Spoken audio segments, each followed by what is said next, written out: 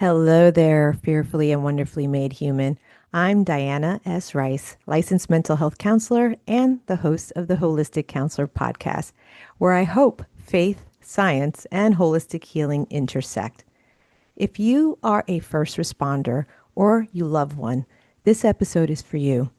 Whether you serve as police, firefighter, EMS, paramedic, military, a nurse, a therapist, teacher, you know the toll that trauma can take. Even when we're not the ones running into burning buildings or emergency scenes, many of us feel the weight of vicarious trauma just from showing up day after day in our callings to serve. That's why I'm honored to welcome today's guest, Steve Campana, Hanley Foundation's first responder liaison and retired EMS captain from Palm Beach County. I first met Steve this past May at the 10th annual South Florida Behavioral Health Conference alongside his wife Annette and their amazing therapy dog Mac, who, by the way, completely stole my heart. After decades of being called to scenes of calamity, destruction, and chaos, Steve has seen firsthand the impact of trauma on first responders and their families. Today, through his work at the Hanley Center, he focuses on supporting first responders struggling with addiction and substance use disorders, bringing both professional expertise and lived experience to the work. And with his certified therapy dog, Mac, by his side, he offers a unique kind of comfort and connection that only a four-legged partner can bring. So, whether you're a first responder, a loved one, or someone in a helping profession who knows the weight of secondary trauma, I encourage you to lean into this conversation. You'll walk away reminded that healing is possible, you're not alone, and hope is real. Steve, thank you for being on the show. Oh, thank you very much for having us. All right. So, for the listeners who may not know you yet, can you share your journey from firefighter and paramedic to becoming Hanley Center's first responder liaison? Whew, okay, you hope you have a minute here. So I was blessed to know my calling as a young man. When my family moved to Florida in 1980, I was 12 years old. And my parents were looking for something to get me involved with to keep me engaged and keep me out of trouble. And they got me involved with a police cadet program in the village of North Palm Beach, which is where I grew up. And I was exposed to police, fire, and EMS all there because they're a public safety department. So I had a great mentor by the name of Jack Watrous, who kind of took me by the hand and showed me all three facets of public safety. And I truly did fall in love with EMS. I did enjoy firefighting. I did enjoy some aspects of law enforcement. So right after high school, I went to a college preparatory school in West Palm Beach, and I chose to go straight to vocational school. And right out of high school, where a lot of my schoolmates were getting accepted to Ivy League schools, I jumped right into EMT school. From there, I jumped right into paramedic school, and I was then hired by Palm Beach County Fire Rescue and started this amazing journey in the fire service.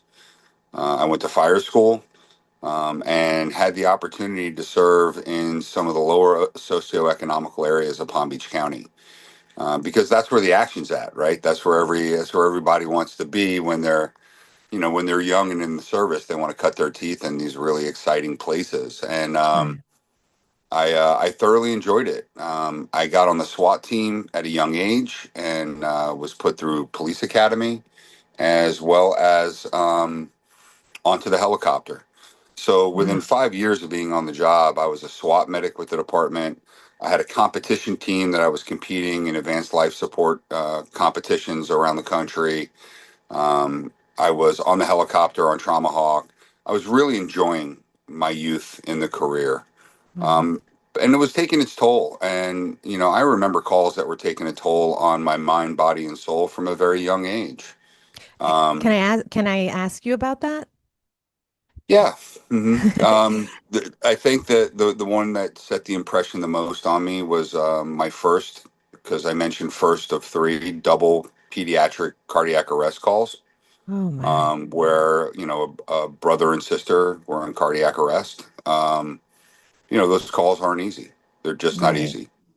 Yeah. Um, and I've had three of those throughout my career. So I've always been a black cloud. I've always had those types of calls follow me. I've been on triple shootings where I was the only paramedic. I've had a call that always will sit in a certain place in my heart and in my mind was an 80-year-old couple that were in a car crash together, and the last thing that their last act of love was holding hands in the trauma room before they both expired after we got them to the hospital. But at least I gave them that opportunity to hold hands in the trauma room before they passed. So you look at it, things like that. So yeah, so I had a really illustrious career, and I battled drugs and alcohol my entire career. Um, Can I ask you about because drug and alcohol use, right? People like some people that don't have that situation kind of, I hate to say demonize it, but I understand why people do it. I'm just going to be honest with you. Back in the day, it's like you medicate, right? You turn to it because of everything we're holding space for things that most humans should not have to hold, but this is life, this is reality. So, and there's a lot of functioning addiction in these services. I'm telling you, even teachers, like I'm a therapist, so I have to work through that with some people. So tell me, like, when you're now that you're looking back, because that's what I'm hearing, right? You're looking back and you remember these times or certain places you had to go to as this first responder. What is it that you think that you might have needed at that time after it happened to maybe help you through it better? Because I think that's what I hear that's missing. When I used to work in an alternative high school, some of the police officers would come into my office to discuss one of the students, but honestly, they were there decompressing because of stuff that's happened. And I say, why don't you get mental help? And over, I would hear the different police officers saying, I don't want to be in desk duty. I don't want to be seen as crazy, and honestly, hearing that over and over, I'm like, oh my goodness. How, so what do you think is needed? so law enforcement's a completely different animal from fire and EMS. Okay. So for me, growing up in the 1990s in the service, there wasn't a lot of talk about mental health, and there Mhm. wasn't a lot of talk about um, decompressing after a call. You ran a really bad call. It was suck it up, buttercup. You got another dozen to run before your shift is over. So just stuff it deep, stuff it hard, and you'll get through it. And that's really the mentality that I had um, at the time of where I was. Yeah. Now, I will say that it's gotten so much better in 2025. I still Yeah. think we're only touching the tip of the iceberg with it, but at least the needle is moving in that direction, that at least they're recognizing that, hey, sleep issues, that's a big thing right now with the fire service, reducing the work week. Because, most fire departments would work a 24/48 schedule, 24 on, 48 off. 24/72s are now the trend because it enhances and it definitely gives you a better sleep cycle. Um, but also just talking about calls. If I were to sit at a table in a firehouse um, 35 years ago and say, hey, I really had a problem with that call we just ran, people would look at me and they're now going to wonder, hey, man, is this guy going to be 110% on the next call? Or, we're in a situation where this guy's got to have my back, is he going to have my back? Wow. So you just really just didn't talk much about it. You didn't. Right. Yeah. Um, so, drinking was part of the culture, but also I drank to excess from the beginning. It wasn't like I've been drinking to excess from long before I got into the fire service. I just Okay. didn't have a label for it. And I was able to put it down and walk away for a period of time until I couldn't. until I started to rely on it. And when it didn't work, I reached out to other substances, and they all worked until they didn't. Right. And then I mean, there's the physical addiction. yeah. Once you cross that threshold, once you pass that line, as it says in the book, um, once you cross that line, there is no going back. Can I You ask know, you what book you're talking about when you said the in the big book? book, the big book. The It's a big big blue book. book that we use in recovery. Okay. Will you explain that to me? Because I'm not in the recovery as a therapist. I Yeah. mean, you know what I mean? I'm not a therapist. I don't even know how to explain it. Like, I'm not in that world, you know, at all. I'm not. Yeah. I was always alternative high schools at adolescents, and now I'm private practice with many young women and men that come to me and faith-based. Okay. So, like, that's why I love to learn and I want to know the big book of recovery. I'm like, what are you talking Yeah. about? So, please Well, it's explain. it's technically called the Big Book of Alcoholics Anonymous. Okay. It's the Yeah. second most printed book in the world. Okay. Most people know what the first most printed book is, The Bible, and right? it very much so, the Okay, just want to Bible. make And sure. yeah, and then before they actually had a Big Book of Alcoholics Anonymous, they used a lot of religious books. Okay. But that's a whole nother topic to go down a whole nother rabbit hole. But Yeah. with that said, Yeah. you know, on and off, I battled with drugs and alcohol. I worked a program of recovery. I had 10 years of sobriety, and then I didn't. Yeah. And I just last week celebrated 8 years of sobriety. Um, Congratulations. I know that's a big thank you deal. very much. Every day that you can go Yeah. without it is a big deal. I know that from, you know, those that are in AA. Yeah, work, this morning's the best blessing in my life. I woke up this morning sober, and that's really all I have. I have today. I woke up this morning, and I know if I do the same things today that I did yesterday, I got a pretty good chance. Also happens to be my wife's birthday today. Oh, So, happy and we got birthday. married. We got married on my sobriety date. So my wife and I have been married for 4 years. Mm-hmm. Um, and we got married on my sobriety date, which was last week. Okay. I call these things the blessings and the spoils of sobriety. Yeah. So there's a line, there's a point in the big book that tells us that once we cross that line and we become alcoholic, there is no going back.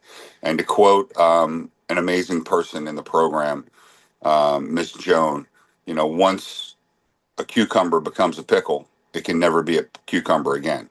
Hmm. So as much as we think in our minds that it's going to be different this time, it never is. In fact, Right. it just gets worse. And I had mentioned a moment ago, when I was in my 30s, I got sober the first time and Okay. had 10 years of sobriety, but I worked a very arrogant program of recovery. What So what do you mean by that? I wasn't humbled. Okay. Um, you know, a program of recovery is really a spiritual program, and a lot of people don't understand that. In fact, the book doesn't really even talk about not drinking much. It talks about total abstinence is the only solution to our problem, but Hmm. also is a solution to the problem.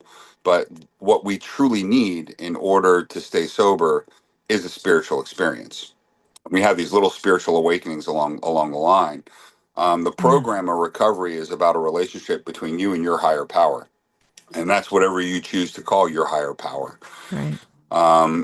It's truly a spiritual program. I wasn't working much spirituality in my first round of sobriety. I was working arrogance. Mm. Um, hey, how many sponsees do you have? Oh, you got five. I'm carrying 10 right now. You're gonna Okay. drink. How did you do the steps? Oh, if you didn't do them this way, yeah, you're gonna drink. That Mhm. was my program. Right. And then God served me that piece of humble pie that I needed.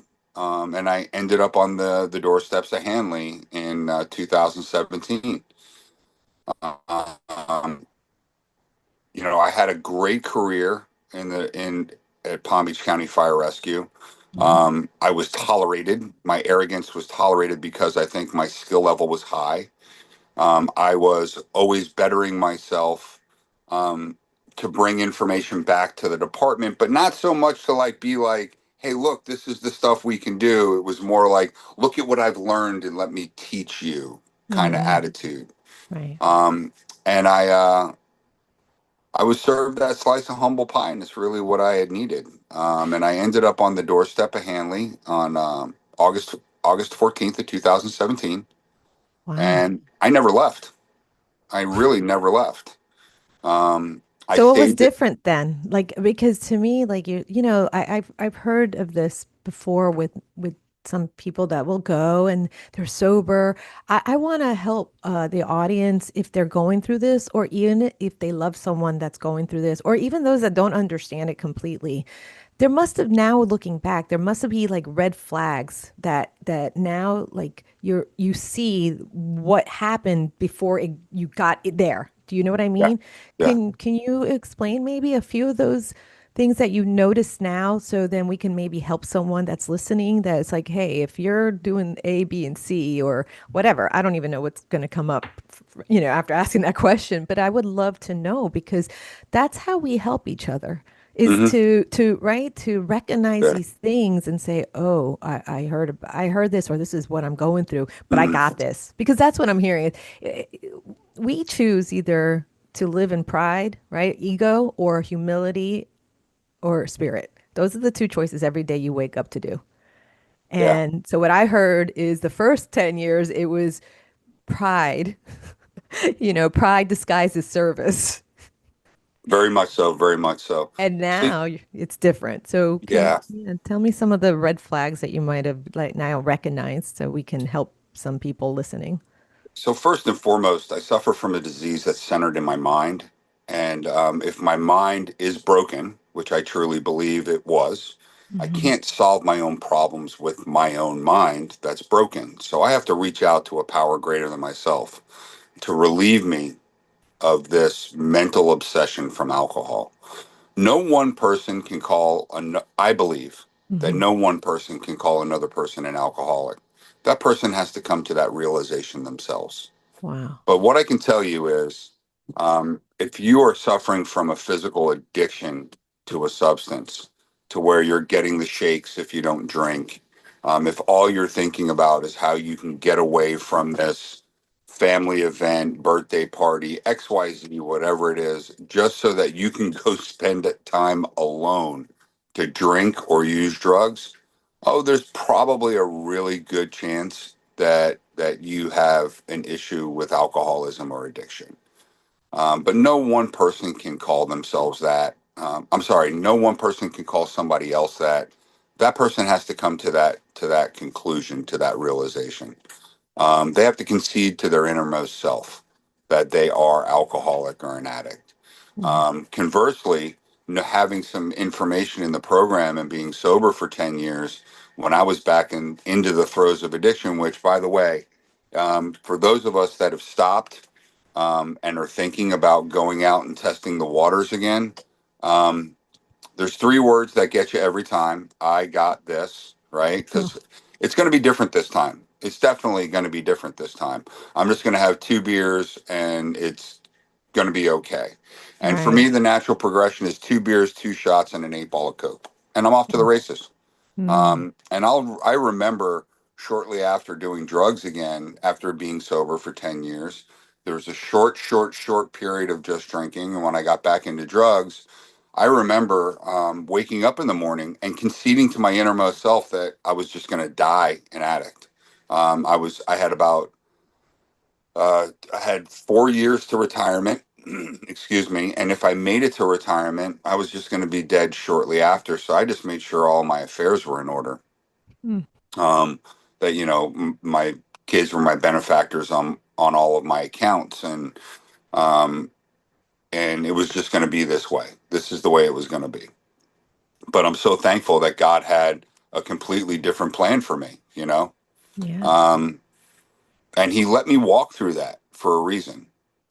And I firmly believe that that reason is to just be able to relate to another sick and suffering alcoholic, maybe that had sobriety and went back out for a little while, Yeah. just to be able to relate to that person. I our my spirituality, I think, has increased 10,000 times in this round of sobriety, because I truly feel like I've walked through the gates of hell. I mean, I know what that life is like. I know what it's like not being able to look at yourself in the mirror, just eye to eye, not like the physical body of what you look like after a night of drinking and partying, but just not even be able to make eye contact with yourself in the mirror because you feel like the shell of a person that you really are. What I'm hearing is and what I've also seen in others is it's shame and guilt, Oh, right? You get a lot of riddled with it. shame and guilt, and you don't know what to do with it, and you don't want to hurt the human that you love, right? Because this Hmm. is what I work with people that like the spouse per se, or back in the day with the children, Al-Anon and like the children that go to that. Steve, like I think if we it- I want to understand your experience when you first finally went to Hanley. Because I did read a couple of the articles that's in the newspaper to get some more information about you and how Hmm. to. And that that story, like I think, needs to be told because that is what I've seen in many men because we live in a society that manhood or the way a first responder should be or it's like suck it up buttercup like you just said, and we're trying not to be you know uh wusses like Yeah, right, like yeah, I that's get it. I get I it. have I have a husband, I have two sons, I get it, Hmm. I understand, I'm around men and I have men as clients, and that's what I hear as well is like how do we balance this without going to a place where you're seen as like some wimp, Yeah, right? yeah. So the one thing I could say about the Hanley Foundation and the Hanley Center is Mrs. Hanley opened that place 40 years ago so that people could have a place to heal with dignity and love. And those pillars still, and respect, and those pillars still stand about Hanley today. Okay. So what happened with me when I got there, first of all, I was tricked into going. I was told, so at the end point of my drinking and drug use, um, the last place that I thought I was safe was the firehouse. I wasn't safe anymore. Nobody Wow. knew what to do with me. So finally, my chiefs came to me one morning and they were like, "Hey, man, we really think you're using drugs and alcohol. We want to piss test you." And sure enough, I I fessed up. It was like a weight came off my shoulders. It was like, "Yep, I'm going to test positive." I didn't use this morning or today, but I was using some drugs yesterday, and I'm going to test positive. And there was a gentleman that worked for the union that helped people in addiction services, and he got me placed to Hanley, and he told me, "Oh, you're just going to go there for intensive outpatient, a couple days a week. Everything's going to be okay." And I did what every good alcoholic and addict did. I left work because I was off the truck at that point. I left work. I went and got a bottle. I went and got some drugs, and I did my pre-admission assessment high. Wow. And when I got there for what I thought was intensive outpatient, they were like, "Nope, you need to come in for 28 days. You need inpatient treatment." Yeah, there was a lot of resistance. There was a lot of cursing, which made for great amends, by the way. Um, and I was sitting there in an office realizing I really didn't have much of a choice because the guy that got me there told me, "Hey, man, if that's what they're telling you, then if you want a job, excuse me, then that's what I recommend you do." So coming close to retirement and knowing that, I have kids and people to support, I just stayed. And 24 hours into that stay in detox, I had a PTSD flashback that lasted a few hours. Wow. I was rolling around in bed screaming, apparently. That was the first time I ever experienced sleep paralysis, where I was in a dream and I couldn't wake up. Yeah. And the way I describe it is, it was like a Quentin Tarantino black and white movie with splashes of blood and like going back to the 1980s and 70s when you were in school and the reel is breaking, and it was just crazy. And the detox counselor heard me screaming and got me into the psychiatrist's office, and he started asking me questions. Excuse me. He started asking me some questions, and I guess in the clinician world, you have this like two-column quick diagnosis for PTSD. And he's like, "Steve, has anybody ever told you, you suffer from PTSD?" And I'm like, "No, man. I know I'm an alcoholic. I know what I got to do to get back into the program." He's like, "Yeah, yeah." He goes, "And I believe that. I believe that you know what you need to do because the Hanley Center is a 12-step immersive program. He's like, I know you know what you need to do there. He goes, but has anybody ever diagnosed you with PTSD? Because I could have stopped asking you questions halfway down that first column. Wow. And I'm like, no. And he's like, well, he goes, Steve, we're going to do some more testing, but you've got PTSD. So now I'm sitting in a chair. Still like sweating. My clothes are wet. um, you know, I'd come off a bender to come into treatment. It's not even 48 hours later. I don't even know Right. if I had showered in that time. Right. And here I am sitting in this guy's office in a chair, and I know I'm an alcoholic and an addict. I know how to fix that, but now he's telling me I'm broke. Like Mm. my brain is broken. Like I don't know how to fix that. And at that time, PTSD, that was a touchy subject at the fire department. People didn't want to work with somebody who's got shell shock, or I don't think they had the faith in people, Right. that were diagnosed with that. But it was a blessing to be diagnosed with it. Because as a result of that, at the time, the Hanley Center didn't do trauma therapy in 30 days. They Okay. start trauma therapy immediately at the Hanley Center now. Um, And they can I ask you, Steve, about trauma therapy at the Sure. Hanley Center? What do you mean by that? Who's doing the therapy? Are these like licensed professionals? Are these psychiatrists, psychologists? Do you know Yeah. the modalities? I want to know more about like what Okay. do you mean? Because that is such a broad Awesome. spectrum, right? So tell So me about it. I'm going to start speaking some of your language, and you I, can explain what it is. I'll But try. I'll try. so now at Hanley, yes, we do have licensed clinicians. We Okay. have LCSWs and LMHCs that are Hmm. seeing patients. We also have interns that are all seeing patients, that are all going towards their licensure. We do have a medical doctor. We do contract with a psychiatrist. We have a psychologist.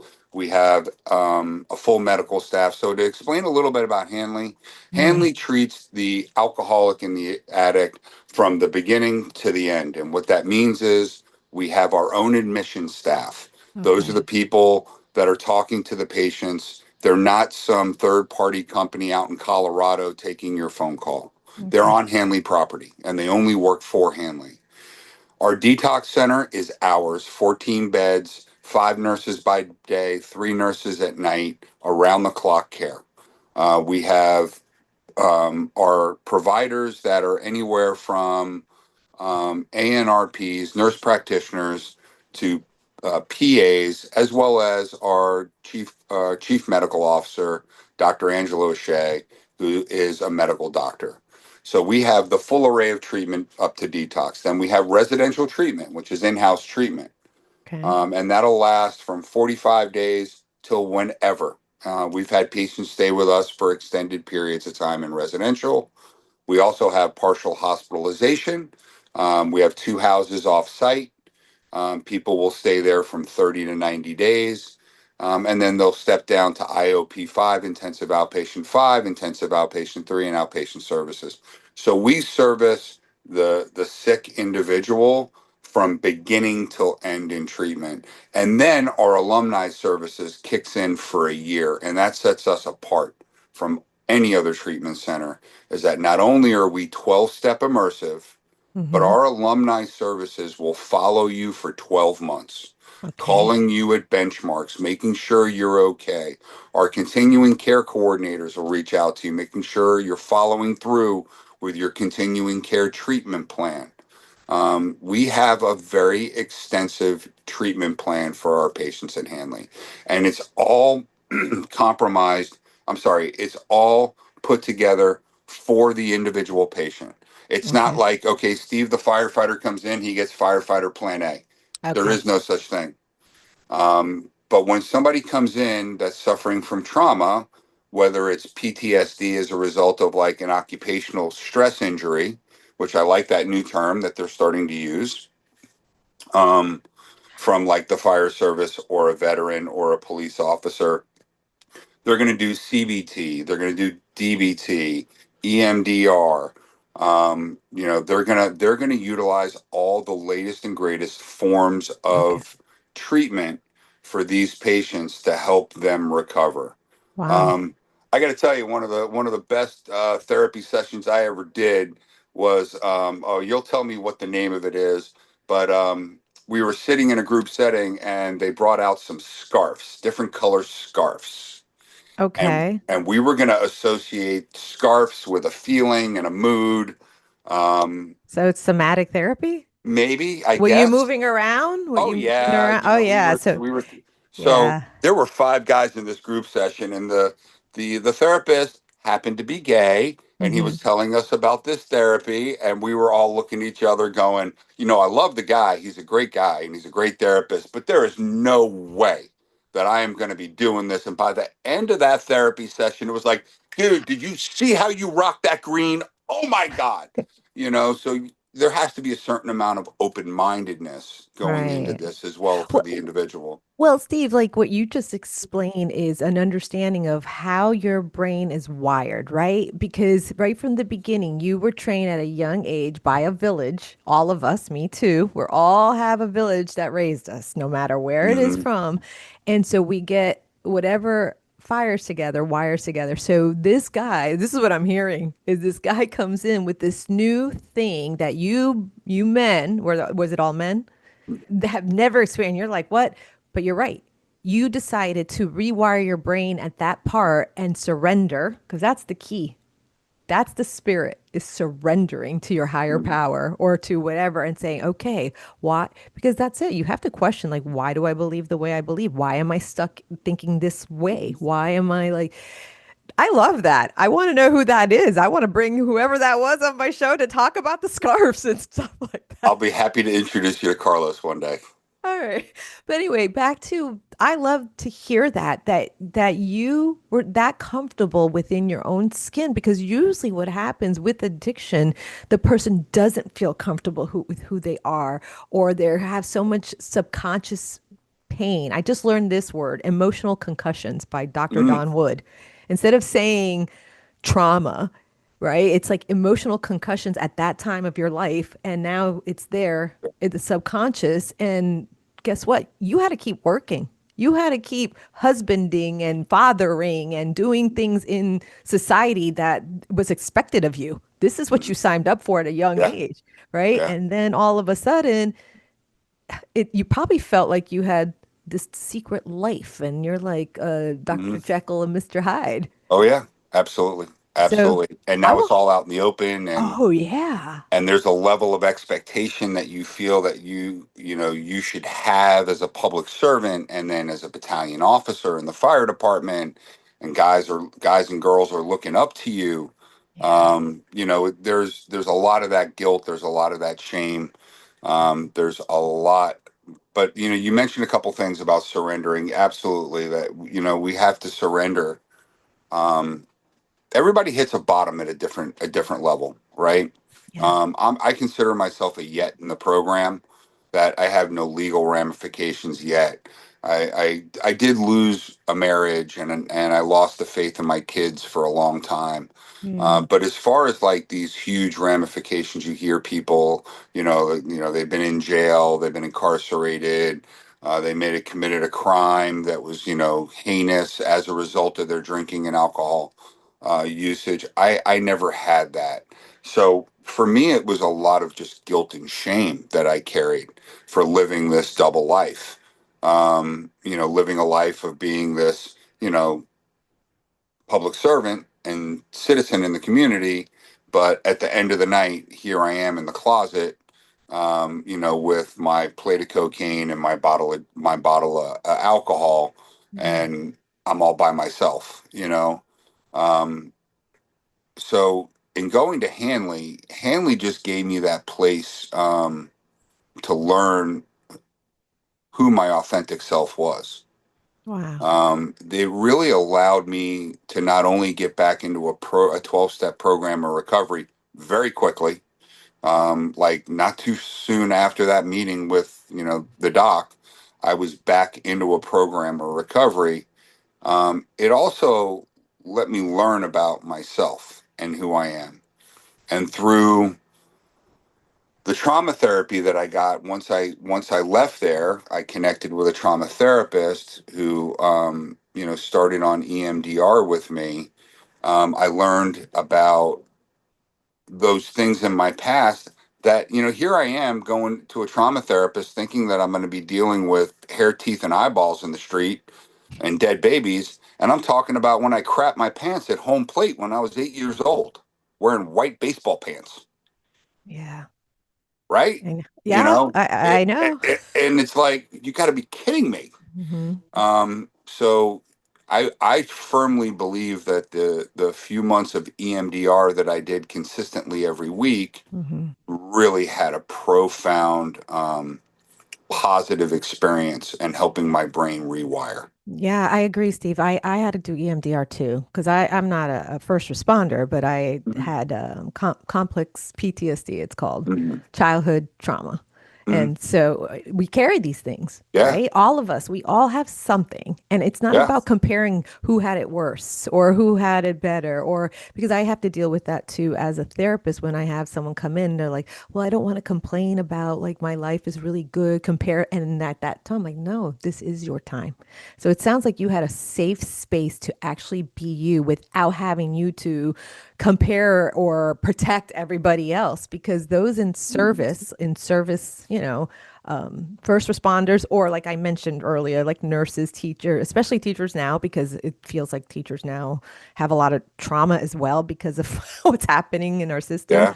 and therapists, we hear this vicarious, we pick it up. We pick it up Yeah. and then we carry it and we don't realize because we have to keep Mhm. going.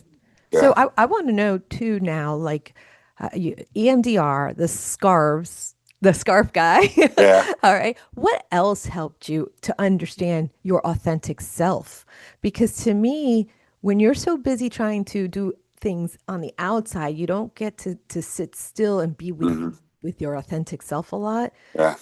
And then when the authentic self might come in, all these assumptions come in, and that's where I think the guilt and the shame. And then when you're like, I don't want to feel this stuff, it's better to snort a line of Coke Mhm. or drink that alcohol Yeah. because guess what? That stuff is fun. I'm not gonna lie. I get Mhm. it. I used to do all that stuff too, Steve. I was a big hothead. Well, I'll just Mhm. tell you that marijuana was my thing because I was highly anxious. And so Mhm. that calmed me down. But I realized like you're right. It's the surrendering and understanding. So, Mhm. what else has helped you, and what have you been doing now? Because now that you're on the other side, you're a liaison. Mhm. I need my audience to understand what that means. How did you Mhm. go from to picking up these tools that helped you heal? Now you're kind of like going, "Hey guys, it's okay to do these things or feel these feels with Mhm. these responders who, you know, they're like, oh, come on, Mhm. Steve, stop being a wuss." Yeah. So I think one of the beautiful things about the program of recovery is doing an inventory of your life, Mm, right? And it's in the 4 step. And within that 4 step, you and your sponsor get to identify when you're reading your 5th step, you get to identify your character defects. And it's those flaws in our makeup that once they come to the surface and they've been brought out, you know how to work with them. So I write a 4 step, I read it to my sponsor in the 5th. He helps me identify character defects. I list them. I I say a prayer to God in step 7 to take them. That doesn't mean that they're gone. no. It just means that I'm aware of them now because I am human, right? And I know when I exercise my character defects, boy, do I think all of us kind of like to exercise them every now and again, but it doesn't feel good after a while. It really Mm, doesn't. Because I've identified them now. So I have these tools. And the point I'm getting at is going to Hanley and getting back into the 12 steps of Alcoholics Anonymous allowed me to identify the things that weren't making me happy in life. And it also helped me identify the person that I truly am. And I found out that I'm actually a pretty good person. I'm kind, loving, caring. I struggle with ego and humility, and I know that, and I work on that every day of my life. I pray for it. Um, And then getting out of Hanley and joining a PTSD group really helped me tremendously. And I didn't join, I was kind of told to go by the leader of the group. And that really being amongst our own, that Yeah. really helps dramatically. So when I was a patient at Hanley in a regular group setting, I had trouble. I didn't want to share a lot about what the things at work that were bothering me because they don't get it.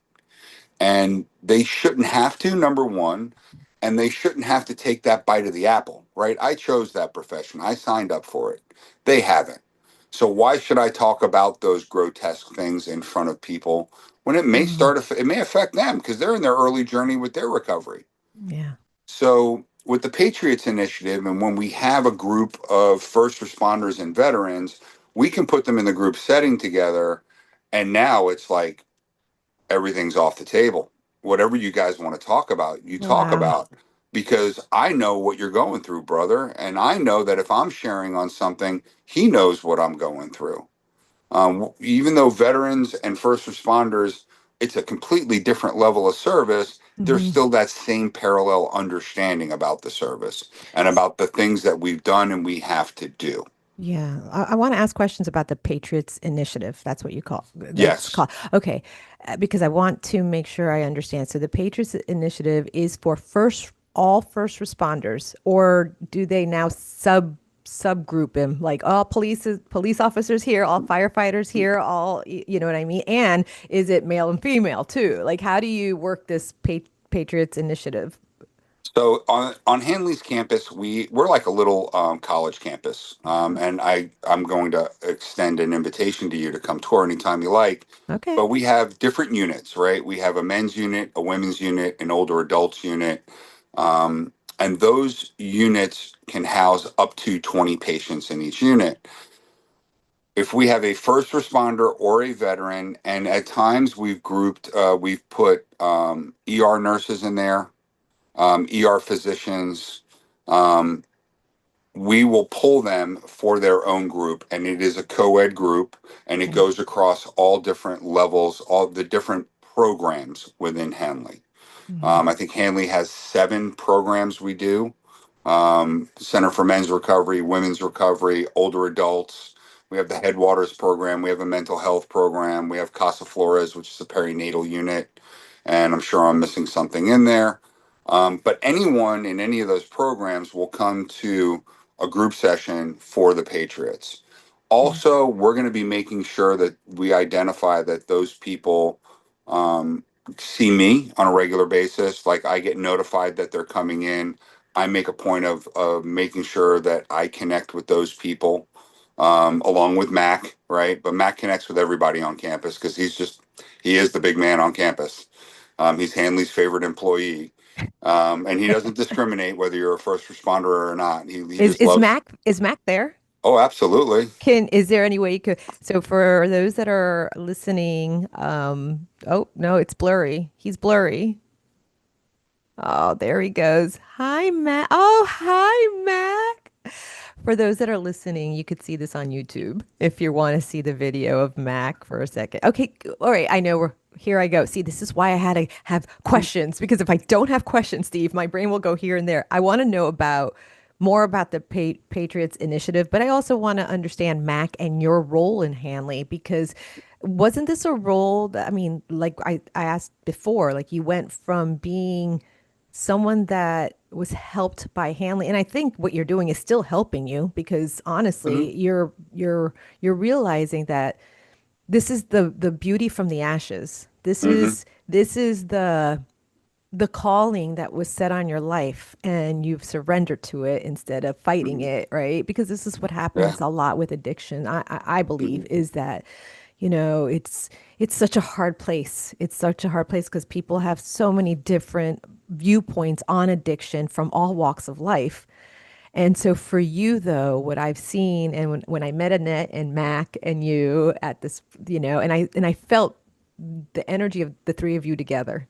Hmm. It was a beautiful thing. Thank you. It Thank you. was a beautiful thing. And Thank then you. Mac, I'm telling you, I sat down and I pet Mac and I'm just like, It made me want to cry because I felt him just being this kind, sweet dog.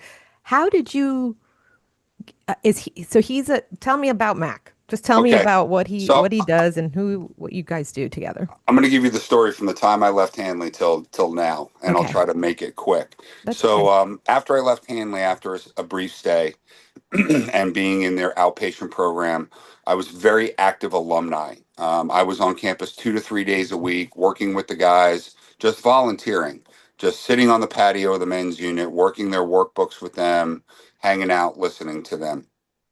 As well as anytime a first responder was there, somebody kind of put a little, bug in my ear that there might be somebody you want to stop by and see. So I was always on campus. COVID hit, that kind of took a little step Mm, backwards when COVID hit. Um, and then a year before I retired, I met this amazing woman. I had made a deal with God that my life was content. I didn't need anything. I was going to work on myself for 14 months. I was sober for about a year and a half, 2 years. And then, man plans and God chuckles. And he put Annette into my life.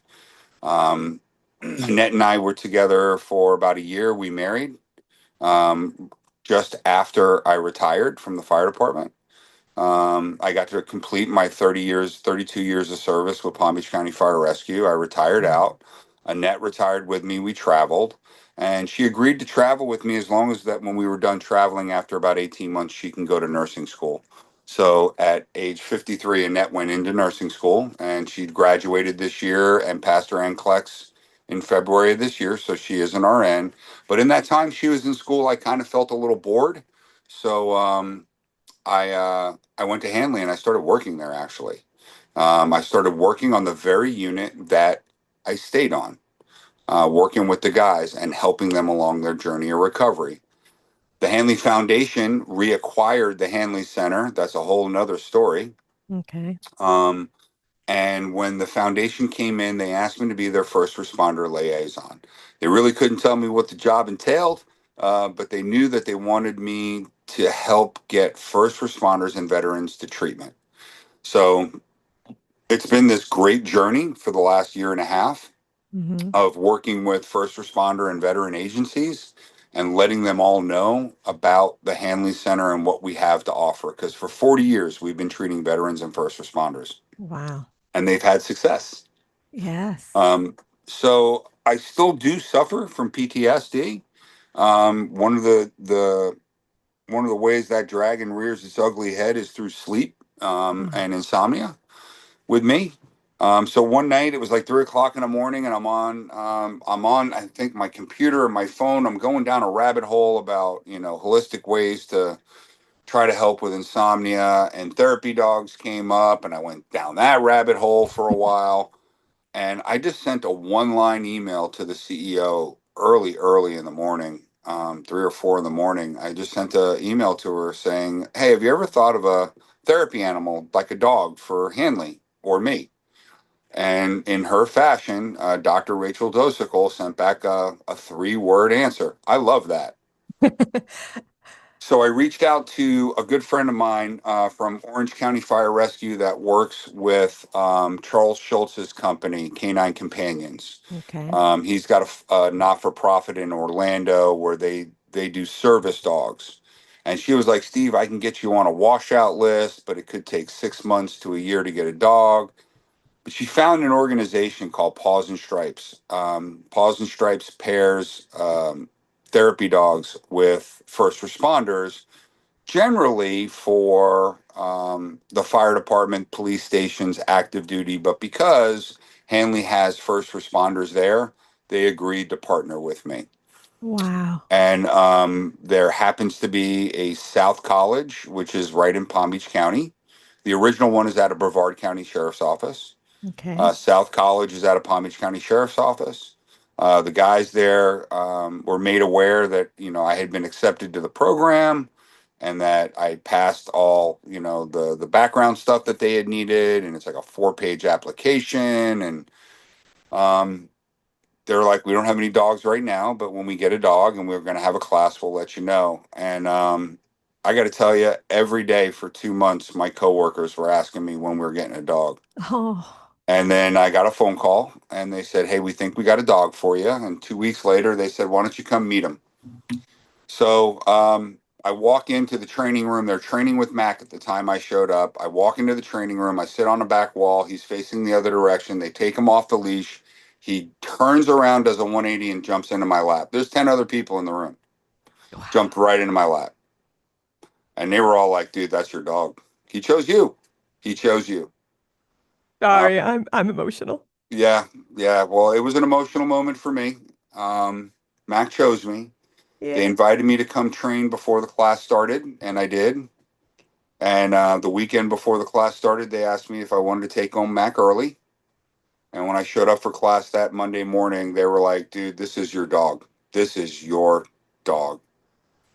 And it's just been that relationship ever since. Annette says to this day, she's like, "That dog thinks that you carried him in your belly for nine Yeah. months and that you birthed him." Um, yeah, he's, Well, you I know, saw it. I when, saw it in person when you guys were together and you were sitting there on that yeah, chair and your dog, and Mac was there and yeah, I looked at him looking at you and I'm like, my goodness, there's this yeah. love like I've had dogs all my life. I've never loved a dog like this. it And is Mac, you therapeutic. know, Mac's a therapy dog. Hmm. He's well trained. He's Right, not like a Belgian Malinois that's like, perfect in every single way with training, right, but he does exactly what I need to do with him to do when I need him to do it. right. And he's got this uncanny way of just making people feel good. Yeah. And that's Can I really what a therapy dog is. Well, that's what I want to just to clarify because there's so many people out there like, here, they call me up and I don't do the letters, but you know what I mean? Here, write me a Yeah. letter from my therapy dog. Yeah. And I need to get people to understand Mac is an actual uh, dog that's been certified, Mhm. correct? Correct. Hmm. Certified. So if there isn't, is it just for Hanley, or are you able to say if there's another something horrible happens, like a hurricane, Hmm. natural disaster, or school shooting or something like that, are you able to bring Mac with you to do therapy? You know what I mean? Yeah, so there's different governing bodies and certification Okay. bodies within the therapy dog world. All right. I would say that a standard across the country Mm-hmm. is AKC, the American Kennel Society, right? Um, they have a therapy dog certification. Once your dog gets the Canine Good Citizen certification, which is that means that your dog is taken you and your dog together have taken a 40-hour class Okay. at one of their approved 40-hour class sites, which they're Mm-hmm. all over the country. Mm-hmm. Um, and once you've passed that class, as well as passed the Canine Good Citizens Test, what is that? A short written test along with a practical test that's done by outside evaluators. So Okay. let's say I'm going through it at Paws and Stripes South College. They can't do my evaluation. They bring in people from another place to do the evaluation. Once you've passed that and you've made X amount of visits, you Mm-hmm. can apply for the therapy dog certification within the AKC. Okay. There is the Alliance of Therapy Dogs. There are many different certifying bodies. So we're with the AKC. Matt is AKC Advanced Therapy Dog. That means he's made 100 visits. He's on his way to Therapy Dog Excellent, which is 200 visits. 600 visits is like the top dog in the program. That'll be a couple of years. But yes, Mac can go to different disasters. We're Okay. not with the disaster team. I had thought about getting involved with that very Mm-hmm. early on, but you know Mm-hmm. what? I'm not interested in doing that. Yeah. Mac is on staff at our local children's hospital, so we do go to our local children's hospital a Oh, couple times a month, and we make I love visits. that. And I got to tell you, that brings Yeah. I it's a joy, and it's also a tearjerker yeah. to go to the hospital but to see the joy that he brings into these kids and staff, the nurses and doctors' lives. Um, really, just he's a special dog. He Yeah, he really is. is. Yeah, he is. He's just this really cool cat. Nothing really phases him. He doesn't have these facial expressions that you see some dogs may have, Yeah. but I don't know, him and I just communicate. I know exactly what he's thinking when he's thinking it. I love it. That's Yeah, the end. That's to me like he's a living like I think if we all were to become in tune, right? Because now hmm, you know your authentic self, Steve. yeah, That's the thing.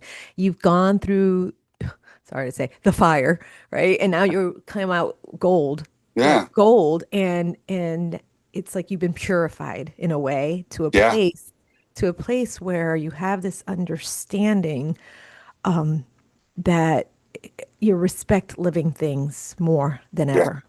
And yeah, so that energy you have between you and Mac that I saw and I absolutely. realized and that's it. Like you kind of know I knew when I talked to Annette and you and I'm just like, would you be on my show? Like Yeah. I can you tell you, know? I got to talk about my wife, right? Because today is her Yeah. birthday. Happy I birthday, could, Annette.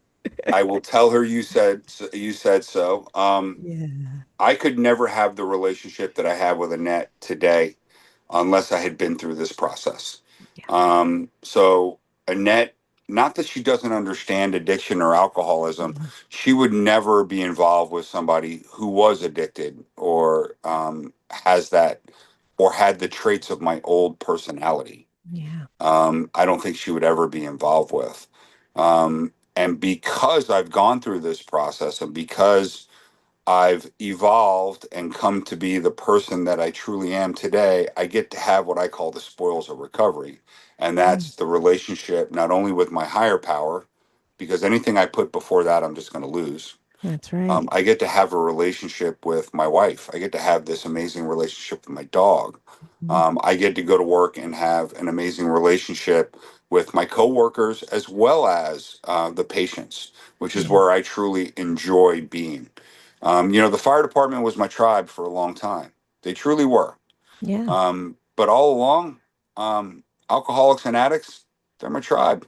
They're my people, and I feel no I feel there's nowhere I feel more comfortable than walking into um, a room full of them Yeah. because I although I haven't walked exactly in their steps, I know what they're going through and I know what they're feeling.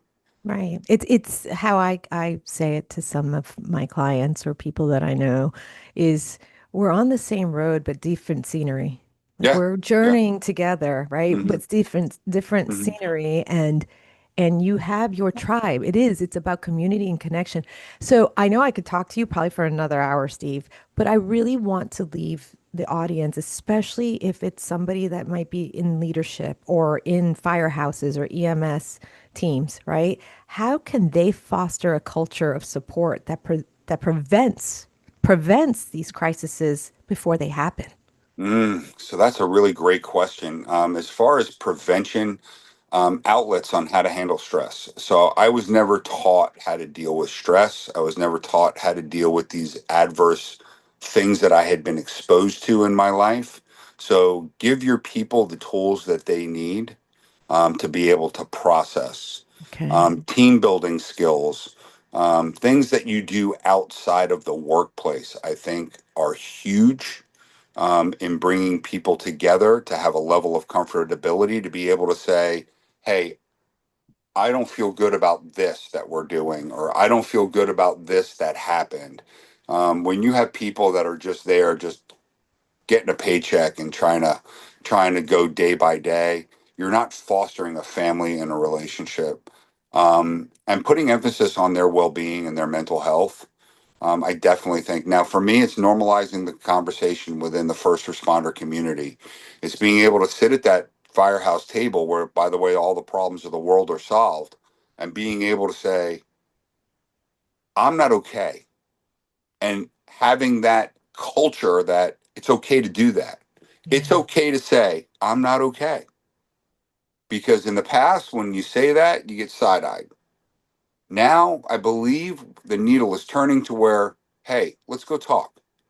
Let me see if I can help. And if I can't help, maybe I can point you in the right direction of someone that can get you help Yeah. without being judgmental, without saying, I want to get this guy some help. And I don't know if you should run the next call. You know what I mean? Yeah, yeah. Um, That should be like what I'm hearing though, that should be something before they even graduate.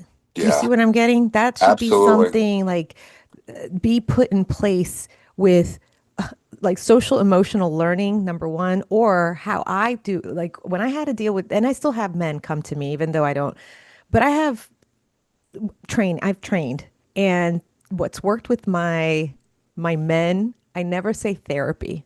I'm Yeah, like, no, this is psychoeducational training. yeah. This is psychoeducational coaching. Do you Well, I want can tell you when it comes to firemen and paramedics, we're not the touchiest feeliest to? people in No. the world when Mm-mm. when it comes to emotions, Right. because it's like job, go, Yeah. fire, do. And we need you guys like this. We need that Exactly. kind of personality. I'm Exactly. not married to a first responder, but my husband has that personality. And I Yeah. had to come to understand and respect those parts of him because that's what keeps it stable enough where if there is the grid goes down or something Yeah. like that, he's the first one who knows how to triage a Yeah. situation Yeah. without the emotion. And but we also need people with the emotion because we balance each other out. Yeah. It's learning to respect it, to Yes. love it, and to Yes. understand that we all have a place in this world. Every human being has a place. Sometimes though they feel like they've been misplaced and not understood. So Steve, like this is wonderful. Like I'm gonna come and visit. I promise. After we hang up, we're gonna make a time for me to come and check out the Hanley Center. Is there anything else you would like to leave the audience with before we say goodbye? Wow. Thank you. Yes. If you're out there and you're listening, or you have a loved one that's listening, just know that there's hope. There is hope. Um, there is healing. You can be whole again. And if you're broken due to PTSD or to addiction or alcoholism, there's help out there. There's people that know exactly what you're going through. Don't hesitate to reach out to myself, the Hanley Center, or just your local AA clubhouse. It's there's help out there. Yes. There's help. Yeah. Steve, thank you so much. And listener, I will put everything we talked about, if there's a website or something, into the show notes so you could click on it. And remember to please trust in the Lord, guard your heart, and renew your mind. Bye.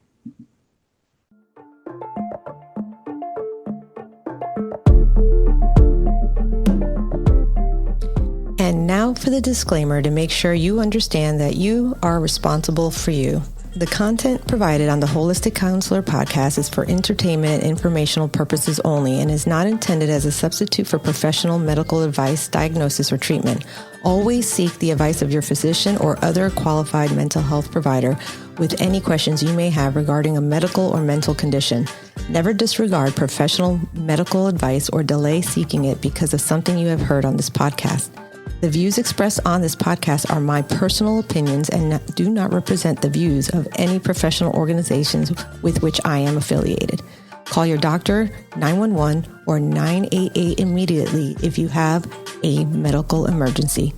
The Holistic Counselor podcast does not recommend or endorse any specific tests, physicians, products, procedures, opinions, or other information that may be mentioned on the podcast. Reliance on any information provided by the Holistic Counselor podcast, guests appearing on the podcast at the invitation of the Holistic Counselor podcast, or other listeners to the podcast is solely at your own risk. Confidentiality notice. If you engage with the Holistic Counselor podcast by commenting or posting and are a client, please be aware that you may be revealing information that could compromise your confidentiality. Please remember that disclosing your identity or personal details can be linked to your clinical material. As a therapist, I am bound by confidentiality and will not respond to any disclosures of this type on this podcast. I am committed to upholding the ethics and confidentiality of the therapeutic relationship, which extends to all forms of communication in accordance with the laws and professional guidelines that govern mental health professionals. I want you to know that your privacy is of utmost importance, and you are responsible for protecting it when interacting on this platform or any other public forum. Thank you.